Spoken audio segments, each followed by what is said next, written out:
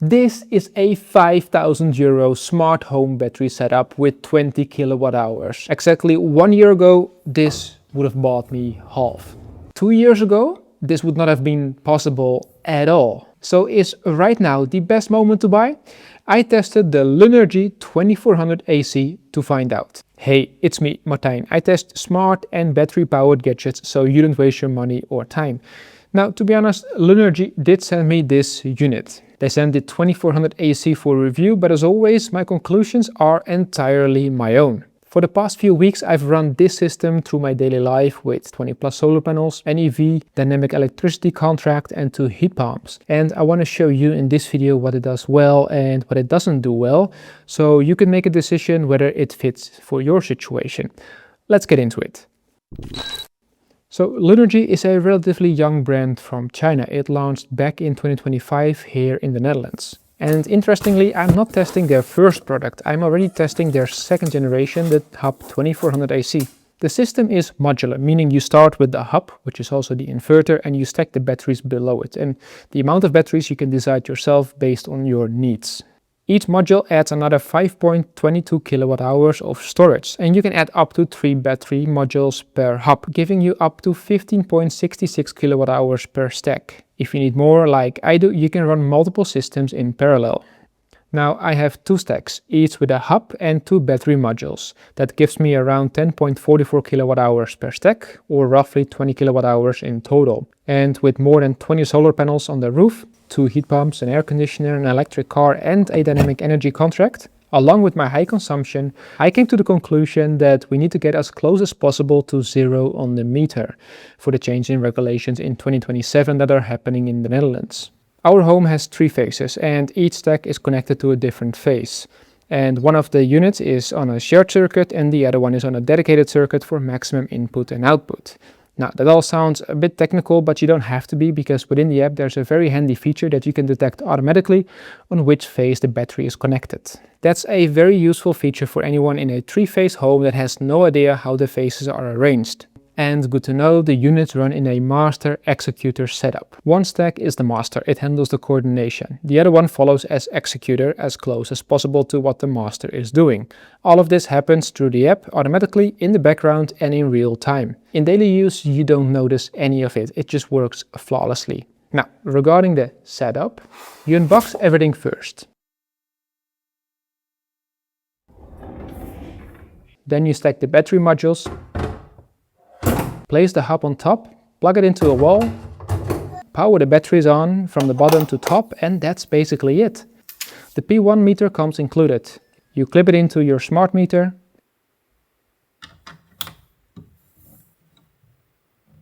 add it in the app, and within minutes the system knows exactly what your house is consuming and producing in real time. Total setup time around 10 minutes per stack. And there's one more thing you should know. The battery modules are heavy. It's coming in at 44 kilograms. My unit comes with wheels underneath, and that's not a luxury. Without them, moving this thing is a 2-person job.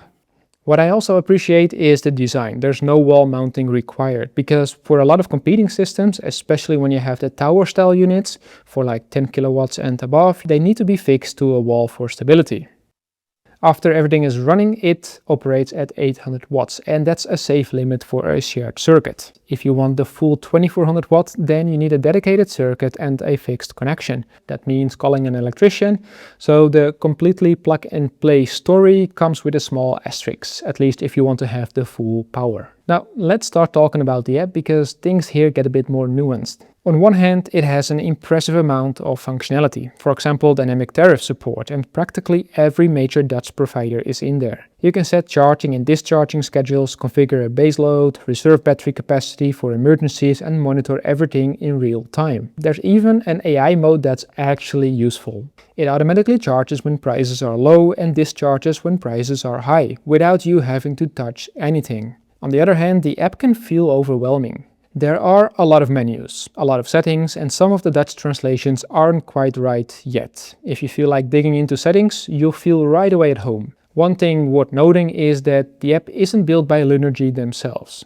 It runs on a shared platform called 𝗦𝗂𝗋, and Lunergy has rebranded it as their own app. But the infrastructure is shared and it's not necessarily a problem, because nearly 30 other brands are using it too.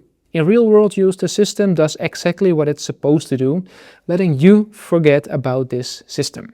During the day, my solar panels are producing more than the house consumes, so then the battery charges. In the evening, when the production stops and consumption rises, the heat pumps, the cooking, the general household load, the battery discharges to cover it. And that goal is called zero on the meter, basically zero consumption. And on most sunny days, that's exactly what's happening. In terms of precise savings, I don't have those figures, but here's a rough and conservative estimate. Let's start with the battery's state of charge. I keep it between 90 and 10%. That's a personal choice to protect the battery long term, but it means I'm only using about 16 kilowatt hours per cycle. And then we also have to keep the conversion process in mind, because due to heat you'll lose a little bit of energy. And this is called the round-trip efficiency, and Lunergy is at around 83%, which means that for every 16 kilowatt hours I put in, about 13 come back out. If we calculate with 30 cents per kilowatt hour, that's roughly 4 euros saved per cycle. In summer here in Holland, it's happening on a daily basis. And in winter, solar production just drops dramatically here, so realistically you're looking at maybe half that on average. Taking the most conservative estimate across a full year,